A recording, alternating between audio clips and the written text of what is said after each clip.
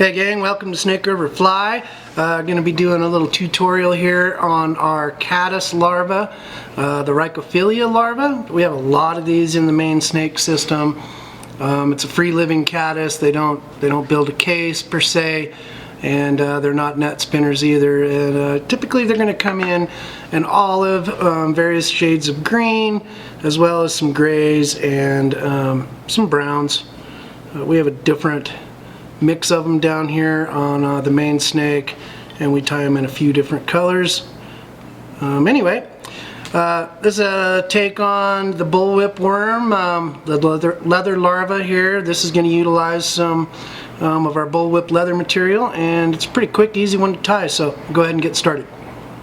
I'm going to start out with a English bait hook, curved shank hook. This one is a 10. I believe I'm tying these in a 12. We have these on the site and in the shop, as well as black nickel tungsten 3.5 bead is going to go on that, and you can change the sizes of these accordingly.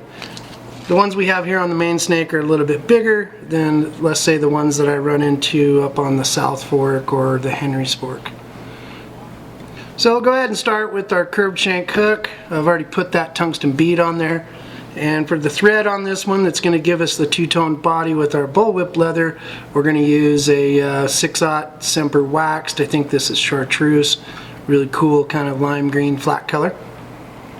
So we'll just start right behind the slotted bead. And I like getting my thread right in that slot and tightening that bead down. It'll spin with it, and that'll get that bead to fix nice and tight against that small eye. So got our thread started. Come back about a 1/4 inch, and now we're going to utilize a little ultra wire. This is a medium in green. I'll just go ahead and tuck that in right behind that bead and secure this all the way to the rear of the hook. I'm going to use my wire to kind of create that 45-degree angle right there. That way my thread wraps will fall right on each other and fall really nice and tight. I'm trying to use this 6/0 thread to create the underbody, the two-tone effect for this bug. So I'll come down to just down the bend at a point where my thread's probably going to hang just a touch behind the barb on this. I don't want to go all the way down to the bend and cover that hook bend up, but utilize a good portion of the curve on this one. Got my wire tied in on top. Now I'm just going to go ahead and come forward, back up to about a 1/16 of an inch behind that bead, like so. So we're going to take some of our bullwhip worm material. We either have this in 3-yard hunks packaged for you here at Snake River, or we also do them in the pre-cut 25 bullwhip worms. Either way works. The leather we're going to use or the bullwhip worm material we're going to use on this is olive. And so I just want to take a small portion of this, and I'm just going to cut it to a little taper or kind of a shallow point, like so. And then I'm just going to cut that to length. What I want is I want it to extend just a little bit past, maybe 1 segment or a 1/16 of an inch past where my wire is tied in. And I'm going to strap that right onto the top of the hook with my 6/0 waxed. You know, 6 wraps is going to keep it right there on top. We're going to utilize our wire to strap the leather down. And so now I'll take the medium wire and come towards the camera or away from me, and we're just going to start securing the bullwhip material right on top. Make some even spaces, 5 or 6 segmentations on this one, all the way up to where I have it tied off. And now I'll just take a couple extra wraps of that wire and fill in the gap there. It adds some weight, a little bit of shine. And secure the wire behind the bead. 6 wraps behind it, 6 wraps to pinch it in front, or 12 wraps. And now we'll do the the rodeo here. The medium wire takes a little bit to break off, but it makes for some great segmentation. So now we have basically a little green two-toned rockworm here that we created. We're going to go ahead and create the small collar around this that a lot of those Erythrogena have. They'll have just little three legs out each side, small little legs sticking out. And there's a few things that we can use to do this.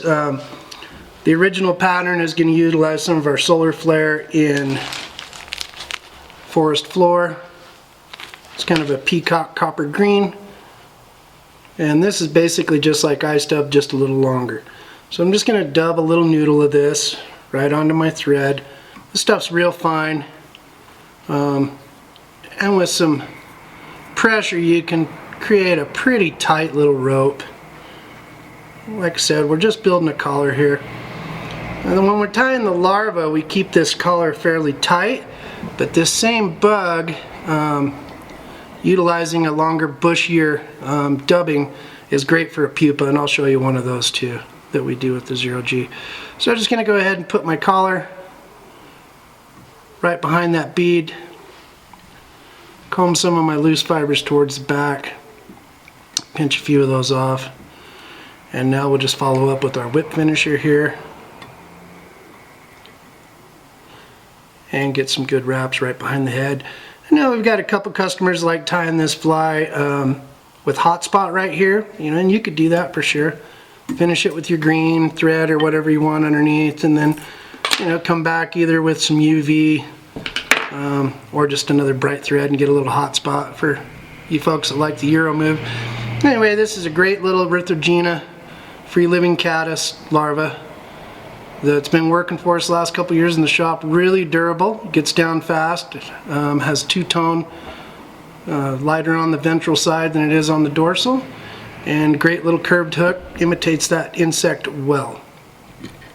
So if we wanted to do the pupa version, let's go ahead and take this one, put it right in here.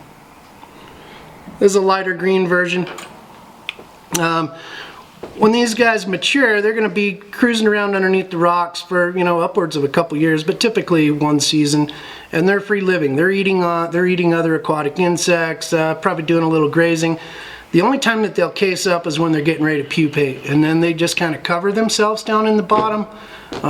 You don't really necessarily do a hard case before they pupate, and then when they pupate, they're gonna trap some air and they're gonna move towards the surface really quick to hatch. And so what we want to do on the pupa versions is I'll just reattach my thread here in my old, the dubbing collar. I'll do a few twists of the tag end around my running line to get a good knot where I've reattached. And now what we're going to do is we're just going to take a real small amount of, this is just 0G, our new dark brown, what do we call this, chocolate color, but you could do this in the medium brown or even in the blacks. And I'm just going to take a small amount of the 0G, which is a 50-50 solar flare and marabou, and I'm just going to twist a little collar on here fairly loose, and my thread jumped a little, and now we'll just go right where we put that little collar before, but we'll just do it with the 0G. Looks pretty messy in the beginning, but once we tie this off and kind of comb some of those fibers back, it'll look a lot like the wings and the legs and whatnot coming out of the pupa here. So just tease a few of these back. Gives it just a looser effect, and as you fish this, it'll loosen up too. And that would work pretty well for just more of the pupa version of the leather larva. So anyway, great little bug. We've tied them all the way down to 14. I believe this is a 12. 10s are pretty common in our neck of the woods, but leather comes in a lot of different colors. The olive is what we're using in the chartreuse here for today, but great little pattern for fishing the Maine snake in the spring. Thanks so much.